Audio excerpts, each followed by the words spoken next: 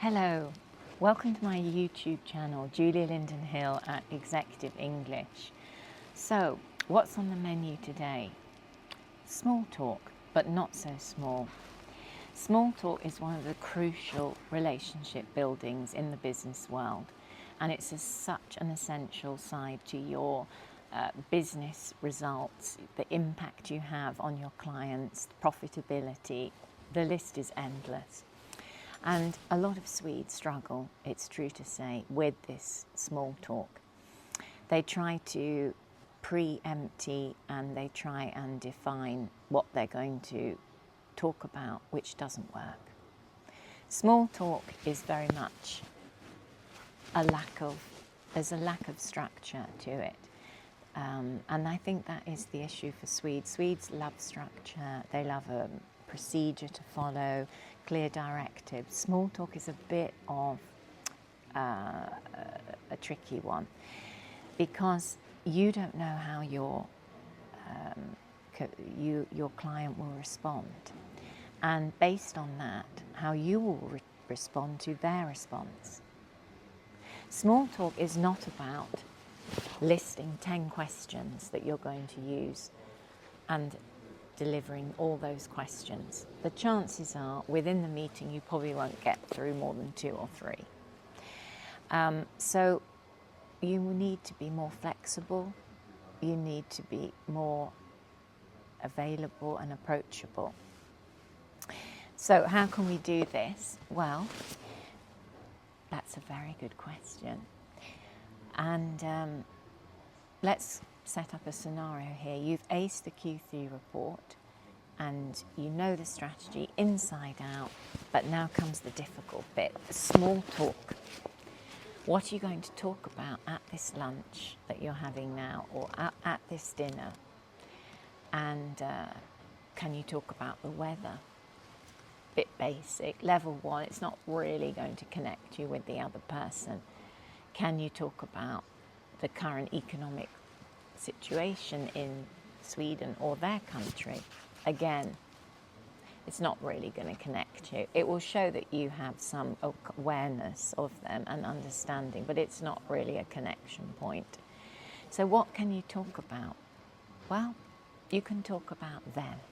You can ask them a question that they would love to be asked. And how can you do that? By thinking of what kind of a question would I like people to ask me after we've talked about the business? Could it be about your family?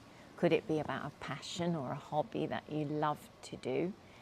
Could it be about where, if you weren't doing this job, what other job would you like to do? Perhaps you have something you're considering doing on a voluntary basis, or something where you'd like to contribute back to society.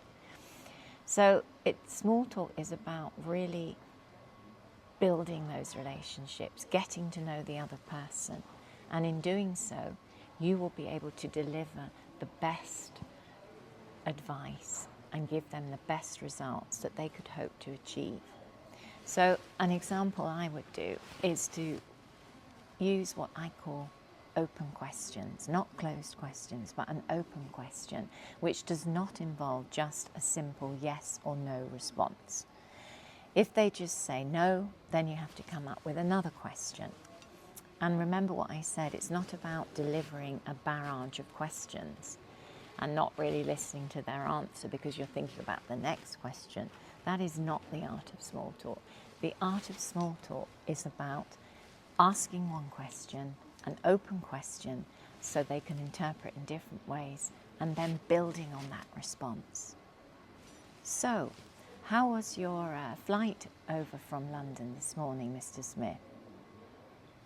Thank you for asking, Julia. Well, actually, we had a bit of turbulence, but the crew were very informative and reassuring, and we were actually offered complimentary tea and coffee, which definitely helped alleviate the situation.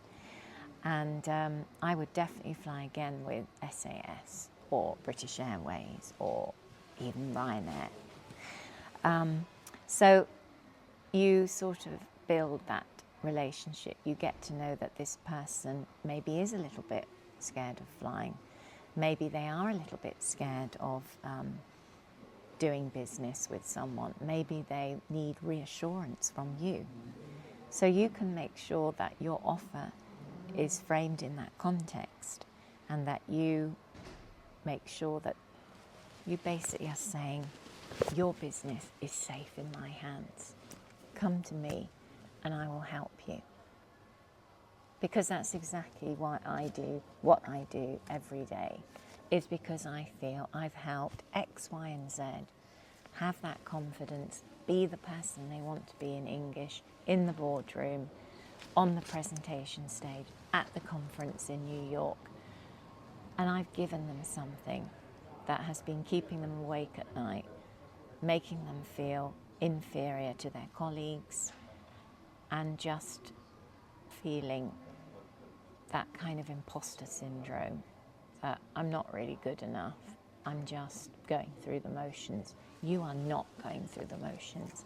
When you sign up with me, you're going to start delivering in English with style, ease, and confidence. And I can promise you that. Otherwise, I'll give you your money back.